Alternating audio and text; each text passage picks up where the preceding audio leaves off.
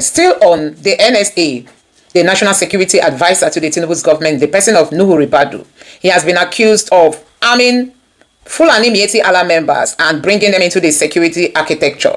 Now, here is an update to the video I made before now. This one here says, Miyetti Allah members arrested with NSA-issued rifle. NSA-issued rifle in Kwara amidst rising terror attacks. Miyetti Allah members were arrested with rifles they got from the office of the NSA.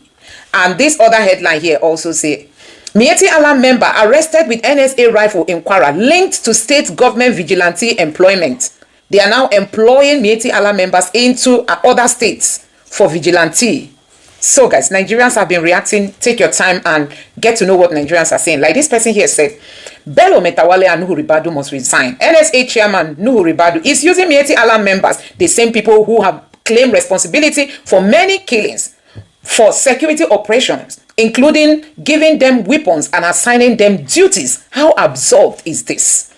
This other person here say, dear Nigerians, your NSA is in bed with radical Islamic terrorist groups. And this other person here said, Miyetti Allah Cattle Breeders Association of Nigeria is a terrorist organization. And this person said, Miyetti Allah members, NSA-led security operation. As how? So Nigerians are not understanding how we got to this point. Now, this other person here said, I'm trying to understand the link between Miyetti Allah members and their reported involvement in security operation led by NSA Nuhu Ridadu. Wasn't Miyetti Allah once proscribed as a terrorist organization? If so, why do they now appear to be working with the office of the NSA? These are serious questions that deserve clear answers. Nigerians, these are serious questions deserving clear answers. Now, let me take you through more reactions coming from Nigerians, because it is really, really terrifying to see that Miyetti Allah are now employed, giving rifles sent to different states for security purposes. Now, let's see how Nigerians are reacting further. This person saying, this is what you get when your president outsources matter of security to Ridadu and Metawalle, only for him to focus on politicking. Tinubu has outsourced security to them. And this person says his appointment as NSA smells of an agenda. Removal of Christopher Musa was his idea. Negotiation with terrorists is his idea. Now, terrorists in Kwara and other parts of Nigeria, what other evidence do we need to bring this rascal to book? And this other person here say, we all know Miyetti Allah is a terrorist organization. How did the NSA arm them with AK-47s? And this other person here also said, for those of us who do not know the meaning of NSA in Nigeria, NSA refers to the National Security Advisor, a top government official who serves as the president's principal advisor and coordinator for all national security matters, heading the office of the National Security Advisor and overseeing intelligence. And our NSA is Ridadu. So, Baba Ridadu, come and explain how these rifles got into the hands of Miyetti Allah terrorist groups. This man is foreseen. He's the head of, call it DSS, call it NIA, call it all the security apparatus or security departments we have in government. The NSA is like the one, because he's the one that tells Tinubu what to do next. This is scary. Now, this person says, remember when Raimo came to Nigeria, visited NSA Ridadu to shine his teeth during photo shoot, issued statement on positive talk, only to go back home and issue a damning report on Nigerian government. The US know more than Nigerian government thought. And this other person here says, how do you appoint a national security advisor whose specialty is financial crime, no knowledge of defense intelligence, international security, war and diplomacy, etc., and you say you have security? And this other person here says, some people reject them. That time Tinubu appoint them, say that him be suspect. So this person is saying that people rejected Ridadu when Tinubu appointed him, that he was a suspect. But guess what? Tinubu insisted in having him as the security advisor. And this person says, how then can Defense Minister Christopher Musa succeed, seeing he is sandwiched between Ridadu and Metawalle? And this person says, being in bed is an understatement. Nigeria is a big crime scene, and the government itself is the one sponsoring terrorism. No this and no peace. This person here said, I am not surprised. Sani Abacha said, if insurgency lasts for 24 hours, the government officials are involved. Obasanjo said while he was in office, Nigeria can trace and arrest anyone in anywhere in the world. Today, our NIA can only arrest activists, but can't arrest terrorists. And this person said, the government made Miyetti Allah the security architecture of the state. Before one of the killings, the head of the Miyetti Allah came and disbanded the vigilantes of their guns, saying he wanted to help them service it. Before the attack, they collected guns from the locals, you know, before they now invaded. And now this person here said, this confirmed what El-Rufai said on national TV 2 months ago, that the Tinubu's government is paying terrorists through the office of the NSA. No one has come out to refute it. This simply means the Nigerian government is rewarding terrorists. Yes, El-Rufai came out calling out Nuhu Ridadu that they are busy paying bandits, but Nigeria is what it is today. People are silent on that, and you can see how Nuhu Ridadu is now in the news to have armed Fulani militias, you know, bringing them into security architecture in the name of, call it forest guard, call it local vigilante, in another strange state. So guys, a whole lot is happening in this country. Anyway, I'm going to allow you to take a look at this video. Nigerians have been reacting. Let me know your thoughts in the comment section below. Please don't forget to subscribe to the channel and turn on the bell notification for more uploads. Thank you. You see, the fact that we have not done that, I mean, taking a step towards doing the right thing, it's also giving credence to what is happening. Recently now, the Americans, you know, have also banned Nigerians from coming to their country. And it's a step away from totally designating Nigeria as a country of, a terrorist nation. And that would be very terrible for us. Different categories of visas to Nigeria, even those that already have visas. The issue now is that they might even have to cut it back. If you had 5 years visa, they may decide to make it 1 year or 6 months or thereabout. And we are inching closely to being designated as a terrorist nation. Why is it so? Because we still haven't done the right things we ought to do. You see, we have done some surface papering, you know, just try to gloss over issues and make it look as if we are working towards, you know, stopping this menace against the people of Nigeria. But we are actually not. I have said it over and over that until the government released the names of terror sponsors, even just recently now, we had what's happening in Kwara, where the people, the bandits are saying that, or the terrorists are saying that they are being financed by government. The Minister of State for Defense, you know, the governor that is there presently is accusing the man that this man is a full member of this group that terrorizing Nigeria. And this thing has continued. Okay. That man should be let go immediately.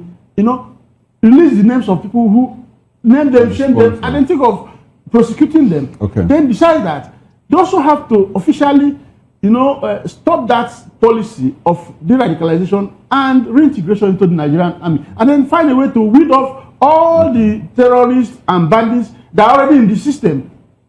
It is when you come clean to this extent that the world will begin to look at your country as if we are making efforts. Oh, okay.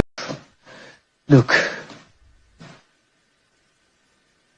let the governor or anyone come and deny. We have the evidence. When the time comes, we reveal everything. They are paying bandits. They are empowering bandits. This is what this government is doing. And you think that will not work? It will not work. It has never worked anywhere in the world. I'm praying for my governor that is fighting Murfa. The man needs prayers. He cannot do anything. I'm also praying for Tinubu. Tinubu's hands is tight. Why do you say so, sir? It's tight. With Ridadu by the side. Ridadu. The NSA. Let me tell you, Fulani have numbers of blood. Even at my backyard, they have his number. Ridadu is saying that he's advising on security matters. Have you seen the problem subsiding? Always on increase. He's a failure in that office. Why would they keep him? Keep a failure in that office? Who's somebody who cannot stop killing? If he say he's a Muslim, why did he allow Muslim to be killed? He's not a person that is capable of that office. He's a fanatic. And Shetima too. Shetima should be removed from that office. And that's the truth. That's the VP. Not the VP. What advice is he giving to Tinubu? Okay, prove me wrong. Let Tinubu summons Ridadu and Shetima and give them order. They should communicate with the head of securities in Nigeria. They should give a marching order into the bush. Let us see whether they will give that order. We Gumi will fight them because they are his children in the bush. That's where they have made Nigerian account to become an ATM, collecting money.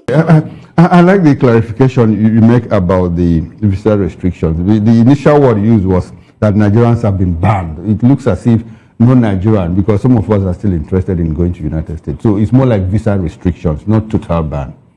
You know. Yeah. So it's important that we make that clarification. I also like the fact that you made the clarification so that the viewer out there will understand that, look, it's some form of restriction, not total ban, not outright ban. Well, it's not in your hand to decide when this restriction will be lifted. No, but there are restrictions, not total ban. Okay. That's the point you made, and I like the fact that you made that point. Okay. Now, Barrister Darlington, Somi Rancher has said, look, we are not traveling in the right direction. I ask again, despite the changes we have made, we have seen the president rejig, you know, the leadership. He changed service chiefs. He even removed the Minister of Finance had to leave, you know, on health grounds. And the president, you know, brought in, you know, an army officer, a retired army general. Nigerians complained that, look, the Minister of Defense and the Minister of State for Defense, none of them had intelligence or military background. And the president said, okay, retired General Christopher Musa, come and head this ministry and all of that. So in all of these changes, you know, the collaboration with the United States of America, the rescue of schoolgirls, rescue of worshippers that were kidnapped, are we not in the right direction? What do you see? What do you think? We are not in the right direction, and we will never be until the right things are done. What you are seeing now is cosmetics. Cosmetics just to please America, nothing else. Cosmetics, and they are doing it in a very funny manner. Very funny manner. Mr. Okoro, please, can you tell me why terrorists should be in Nigeria by now? Talking boldly, somebody like Toju Bello, directing government what to do, who to prosecute and who not to prosecute, a terrorist. And government have not find it needful to arrest this man and prosecute him. Barrister, I'd like for you to tell, you say we will not travel in that right direction until we do the right thing. Yeah. Barrister, what are the right things? The right thing, oh my God, thank God you asked me this question. Mr. Okoro, how do you deal with criminals? Do you negotiate with them as a government? Please tell me. That word, criminal, confirmed, not rumor, not propaganda. By the actions of this particular person, he is a criminal. What do you do with him as a government? So, if you are looking the other side, what the man is doing here, applying his trade, what does that tell? It shows that you as a government, you are not ready to solve the problem. You are not ready. There is a report by a state actor, Dandrima Ali Kefas. This is a military officer that have brought the details of what we are suffering. He mentioned names. Even how the former chief of staff was killed. Mr. Okoroti today. Nobody have even looked at that report. Rather, the man was detained for 64 days. Please, is this the action of somebody who wants to solve a problem? You can see it. But they are telling you when you see something, say something. The one we have said so far, what have you done with it? What have you done with it? They gave you a list of people sponsoring problem in your country, and you just sat on it. Government after God from Buhari to Tinubu, you just sat on it as if nothing happened. Meanwhile, the problem is still festering. So it shows that you the government, you are not ready. Let us know this. If they are not ready, Mr. Okoro, they are not ready. It's like there is something they are getting from this terrorism. If not, no government will tolerate this type of behavior. All right. No government. Sorry.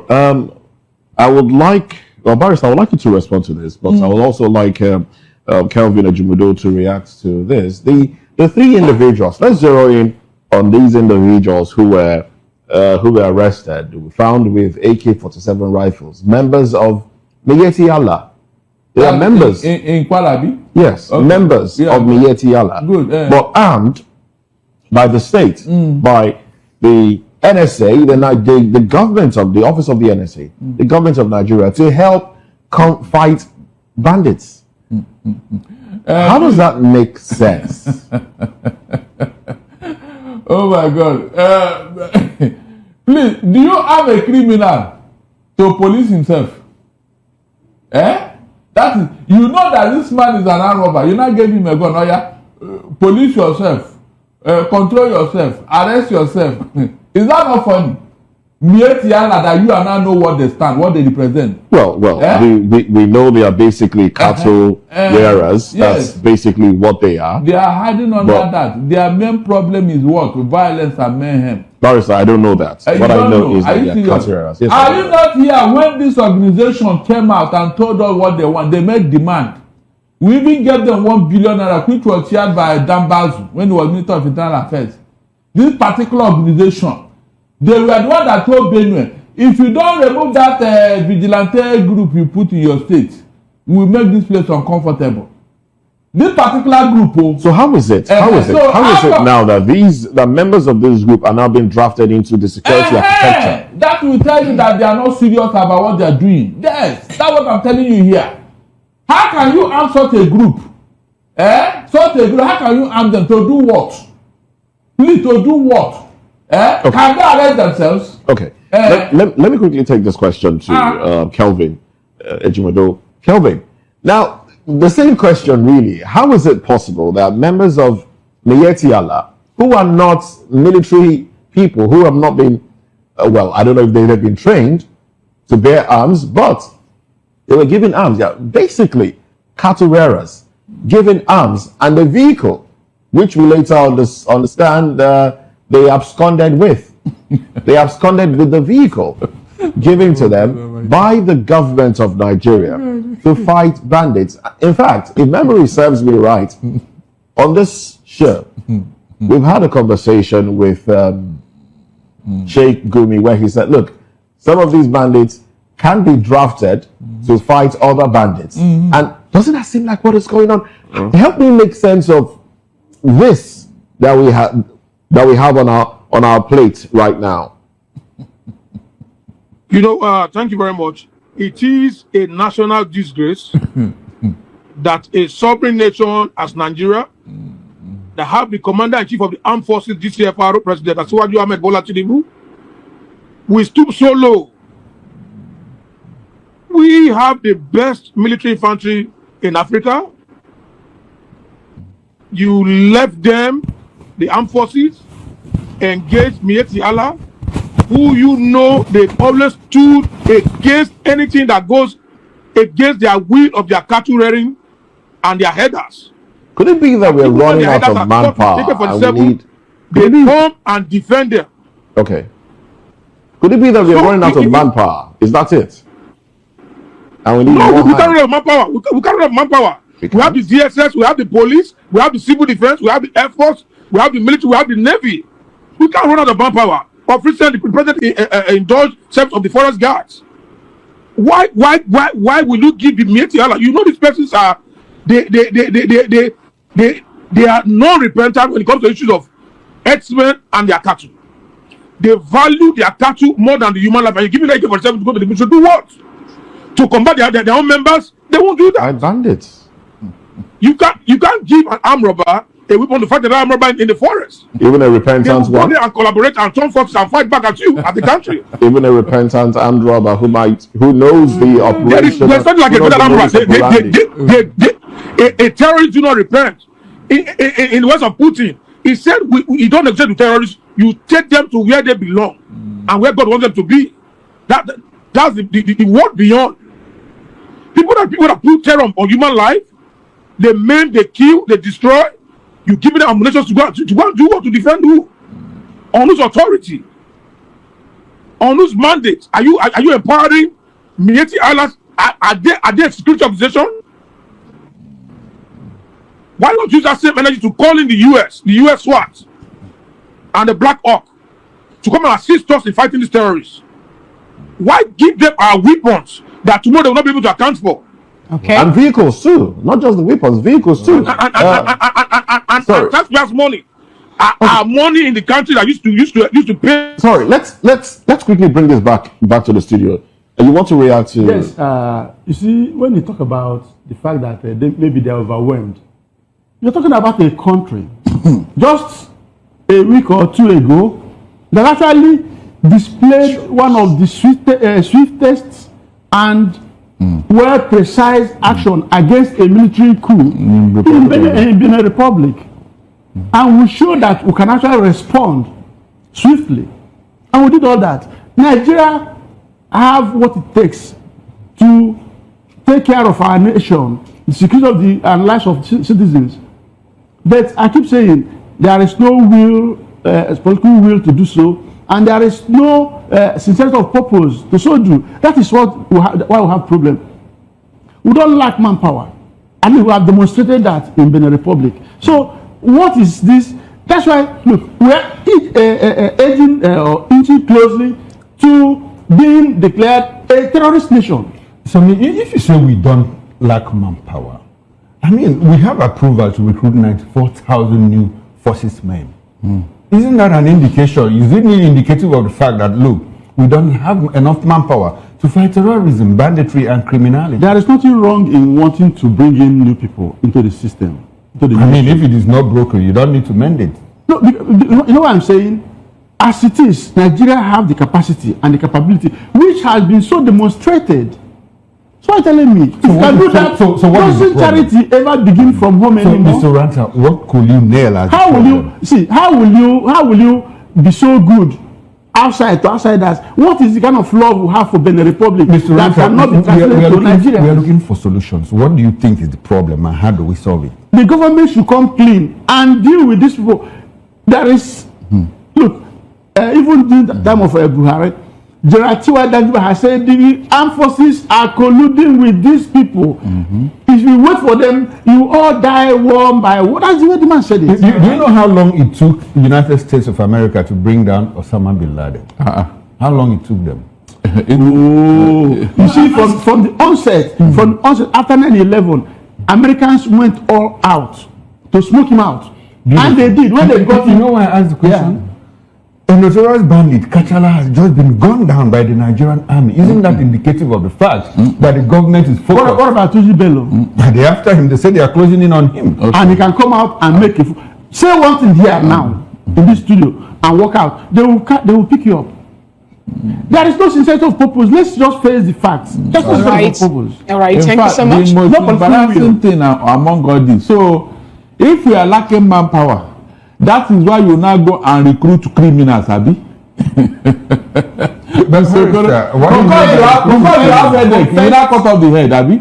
Is that what you're telling me here? What do you mean by recruiting criminals? Really? Cattle rearers. Okay, cattle rearers, Abi. Why didn't they recruit ESM members and IPOB members? Interesting. Let's take the conversation. No, why didn't they? All right, Barrister. Let's get the opinion of another of our guests. Good morning, Honorable Ejiofor Igwatu. Good to have you join today's conversation, if you can hear me.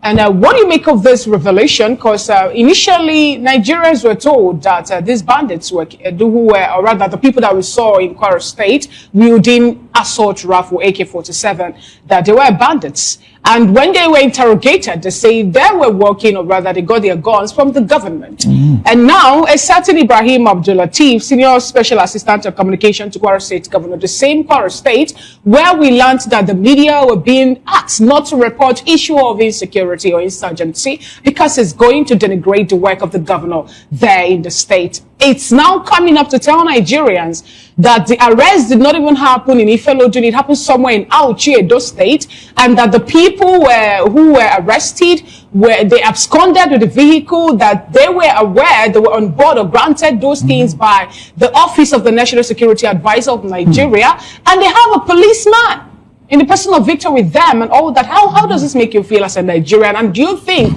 we are really ready to fight issue of insecurity? Let's also just suppose that with what Torji Bello said in Zamfara the other day, that Bello Matawale should be let loose. He should be let off the hook after we saw a member of the mediation team telling Nigerians that he has documented information on how houses were renovated, vehicles were bought, even medical cares were being given, monies were being sent to Torji Bello and other bandit kingpin terrorizing Zamfara and Sokoto and those access.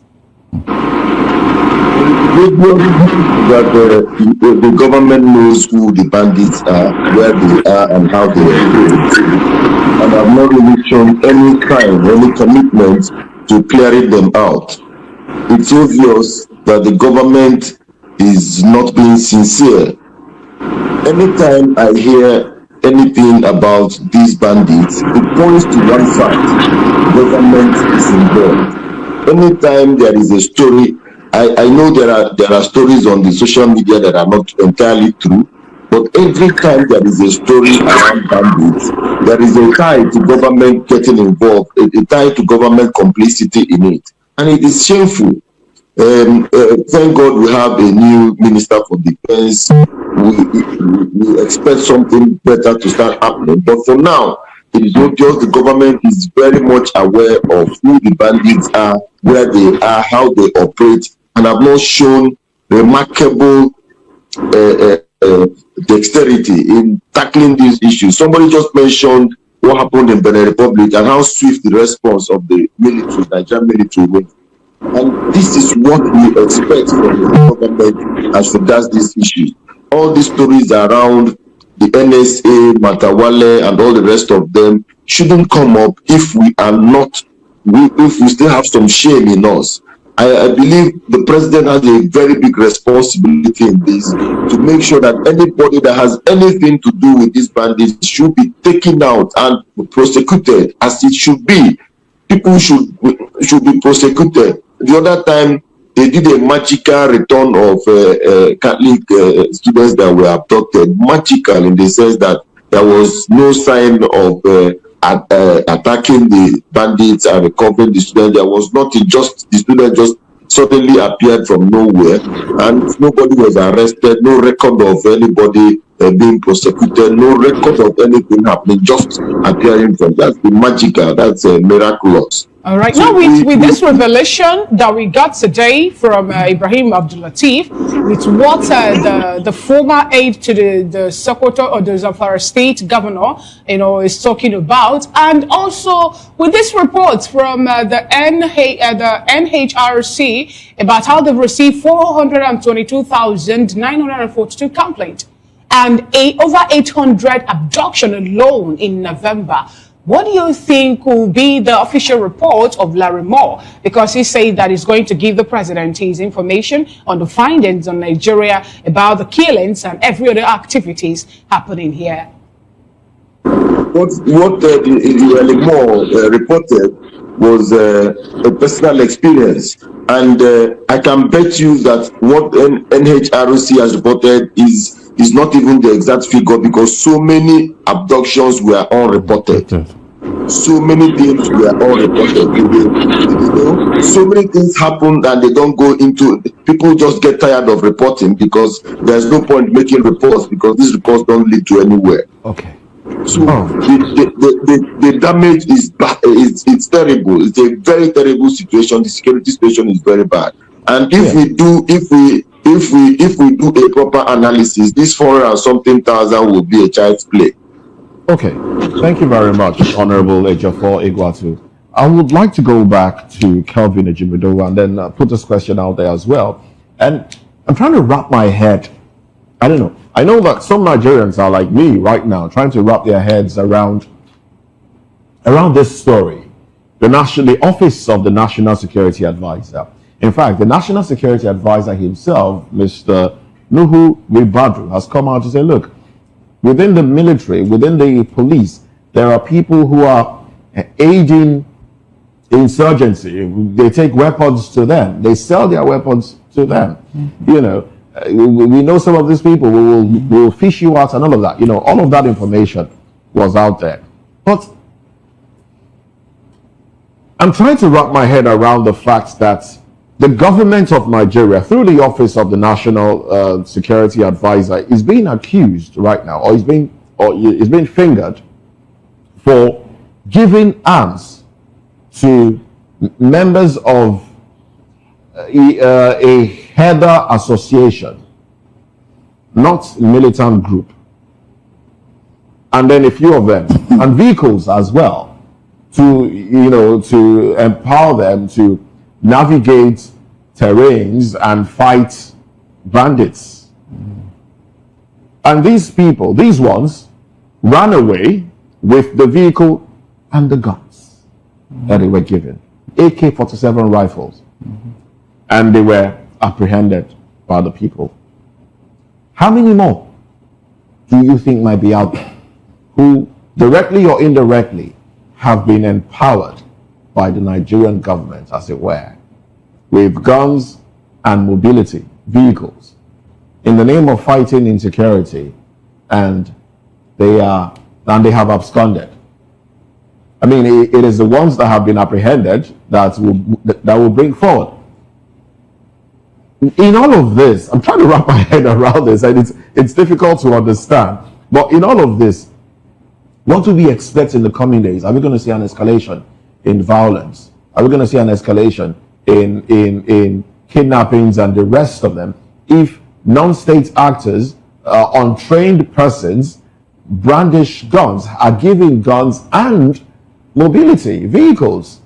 What do we see in the coming days? Is this a fight against insurgency or empowering insurgency, as it were? Kelvin Ejimido, please, let's have your reaction, and then Barrister Darlington will also react. Yes, you've said it all. It is a disgrace. And personally, I think they did this for an exchange of a deal that they had behind closed doors, allegedly. Because I still try to fathom it out. What is the rationale? What is correlation between Miyetti Allah, a Fulani cattle rearing outfit, to national security, the office of the NSA, the most secretive and respected office as far as security attention of this country is concerned?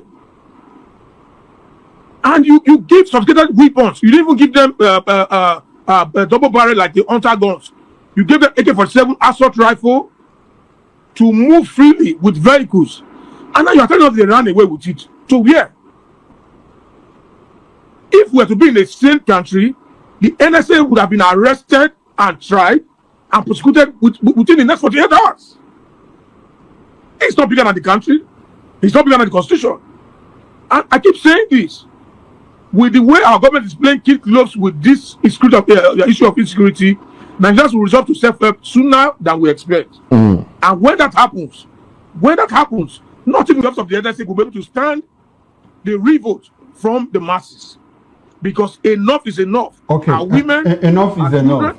Enough is enough. Enough is enough. Okay, enough is enough, Kevin. I'd like to stay with you. Something very crucial happened yesterday. Now, the United States placed the travel restrictions on Nigerians yesterday. It was published yesterday, Tuesday. And this means that Nigerians who hold visas for business, B1, tourism, B2, combined business and tourism, B1, B2, academic studies, F, vocational and non-academic studies, M, and exchange programs, J, are now barred from entering the United States under these new restrictions.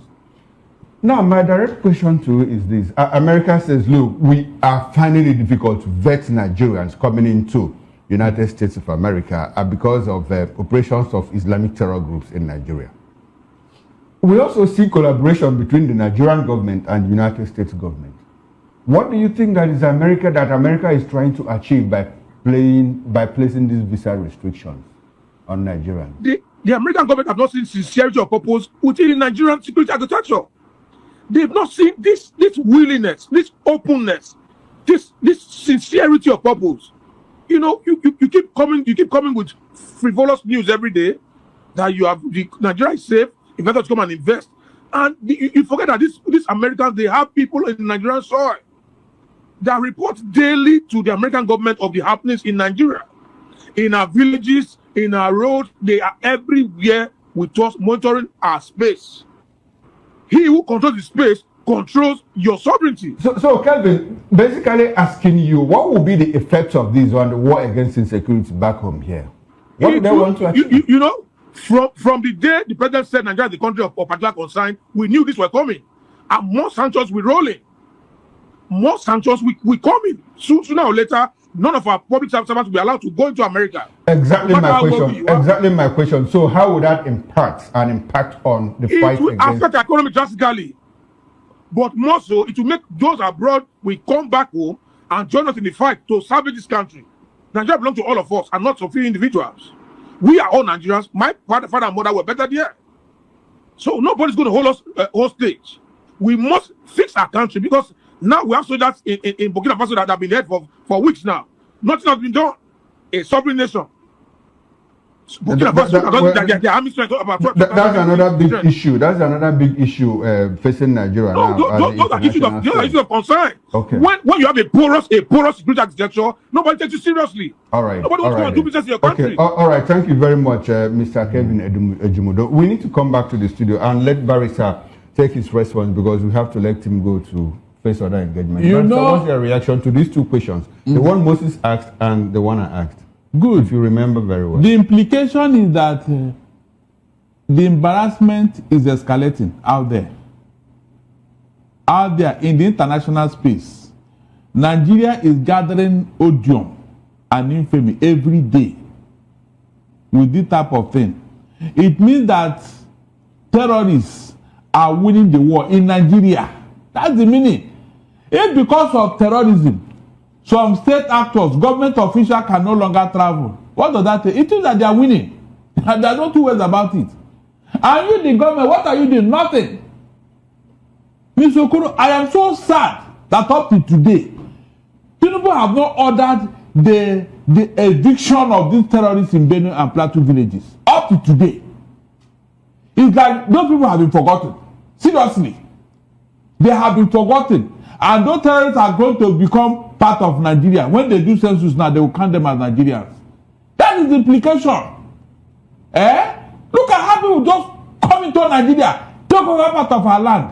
And they have settled there permanently. And nobody's talking. Barrister, do you think that the US is surreptitiously trying to maybe spur some form of local dissent against the government by Nigerians? Look, if there's anybody dissenting against system, it is this government. But all the evidence against them is very clear. It is no longer. Thank God the opposition are not as aggressive as APC used to be in opposition. Whatever is happening to APC today, they brought it upon themselves. Exactly my point. Do you think that United States is trying to force Nigerians to hold their government to account? Of course. Was it not because of the voices we raised that made America to react? Tell me, was it not because Nigeria reacted, went to the U.S. Congress and spoke? Barrister, do you think that will be possible? Because we saw this playing out. Where I said this again, and I will ask this question again. In Kwara State, the governor of the state, through an emir, told newsmen or media personnel not to report issue of banditry or insurgency in the state. And then today we're hearing again, and the same Kwara State was where we first got the revelation from Galadima that the reason for them to bring in former or late President Muhammadu Buhari was... Guys, let me take you through some of the headlines on the social media and the reactions. This person here tweeted and said, yesterday night, armed bandits attacked Nuhu's community in Bungudu local government Zamfara state, abducting an unknown number of people. The incident has heightened fear and renewed call for urgent government action to protect royal communities in the state. How long will residents continue to live under the threat of banditry and insecurity in Zamfara state? Guys, this thing is no longer funny. I mean, it's no longer funny. Now, this headline coming from Sahara Reporter says, bandits victim family write Tinubu seek probe of allegations linking ex-governors to Northwest crisis. Now, a section of that letter says, Your Excellency, sir, demand for immediate and discreet investigation and arrest of former governors Ahmed Yerima and Attahiru Bafarawa for complicity in acts of banditry, terrorism, and crimes against humanity. So these people, it reads further, we, the coalition of families of those affected by banditry, are collectively compelled to write to Your Excellency to draw your attention kind attention to the damning allegation made by notorious bandit leader Bello Tuji against former governor Yerima and Attahiru Bafarawa, accusing them of sponsoring terrorism, escalating banditry. So the question remains, so it's until the bandit leader came and told you who is sponsoring that you people now got to know. The North is always silent, on all this terrorism of a thing, and that is why they will allow it to crawl until it gets worse, until it gets worse. Tell me even why people should be listening to Bello Tuju, who is supposed to be in jail by this time. Anyway, let's see how some people are reacting to this. There is strong allegation against Bello Metawalle for aiding and sponsoring terrorism in Zamfara state, yet he is not invited to clear his name before Nigerian citizens. For God's sake, which kind of leaders do we have in Nigeria? And this other person here is a former, from all indication, there's a whole lot going on in this country. May God save ordinary people from artificial dumb. orchestrated by some powerful and influential individuals. Let's see if Tinubu will protect his friends at the detriment of the masses. Tinubu is already protecting them. If not, why is he not acting? Is it until they finish killing the people? The Tinubu's government is so docile when it comes to, you see in the US, people who are planning attack on New Year Day, they were, you know, they were busted and were taken in. But in Nigeria, nobody cares. That's the problem. This person said they are reintegrated Boko Haram terrorists in the army, the Nigerian army. This person said military should put something as a sign to know the real army. This is coming after some terrorists, you know, killed a soldier at checkpoint in Edo State. So guys, even you joining the military now, your life is at risk in this country. I mean, somebody has said some years ago, people stayed away from this kind of discourse because of the intimidation and attacks. I'm so glad people from all corners of the earth are calling out the wrongdoing with this religion and its followers. Yes, I think the outrage now, people are no longer radical Muslims versus moderate Muslim. A radical Muslim wants to behead you. A moderate Muslim wants a radical Muslim to be. Oh my God. A radical Muslim wants to behead you, but a moderate Muslim will tell a radical Muslim to do it. Can you imagine that? Oh my God. What are we not seeing in this country? It's unbelievable, honestly. And this one here says, she's 100% right. I remember 1999. Now God saved me and my family, and they usually fix these killings for Friday prayers. Once they finish their prayers, they just go around killing innocent people. But your sister is here. Your sister here is saying something different here. That means you are lying. She was born in Kanu. She say Lodge is not going out of Kanu. Kanu forever. Lodge. I don't understand what that means.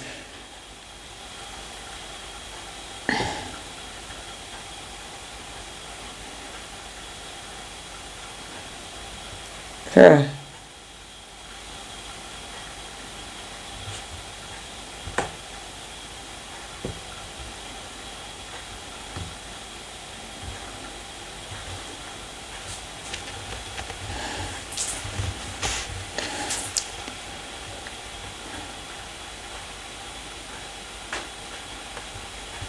So I was listening to a Cross River woman who is married to an Igbo man, and both of them are living in Kano State.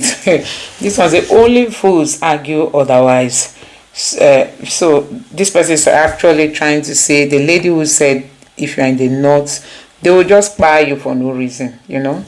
They will just buy you for no reason, and because of religion.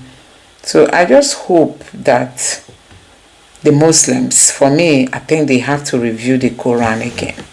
To really see, even Saudi Arabia is coming to terms, allowing musicians, trying to sell alcohol, all kinds of things that Islam forbids. Saudi Arabia is now opening up to it. One day they will tell you that what is in the Quran is not what they believe anymore. So I think it is really high time the imams or the leaders in the Quran, you know, in the Muslim world, they really take their time to review this Quran to see why should the Quran be saying somebody should be buried if you don't accept to be a Muslim and all that. Anyway, guys, let me know your thoughts in the comment section below. Please don't forget to subscribe to the channel and turn on the bell notification. Thank you.